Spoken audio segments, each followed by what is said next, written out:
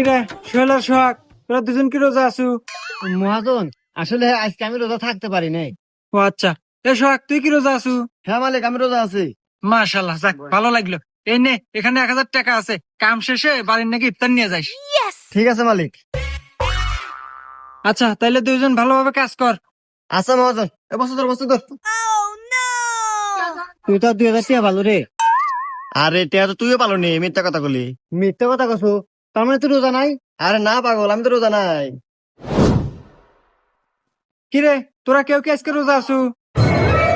কি রে মালিক, আজকেও আছে? আজকে আমি ভুল হরমু না, আজকে আমি মিথ্যাটা কমু, দেখতেছি টিয়া আজকে হাতে আছে। হ্যাঁ মহাজন, আমি আজকে রোজা আছি। আর সোহাগ তুই?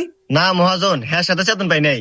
ও আচ্ছা, তাইলে তুই এক কাজ কর, বাসায় যা দেখ তোর ভাবি বিরিয়ানি রান্না করছে, যা খাওয়া দাওয়া করে আয়গা। আচ্ছা মহাজন, আমি আরই যাইতেছি, ধর ধর ধর।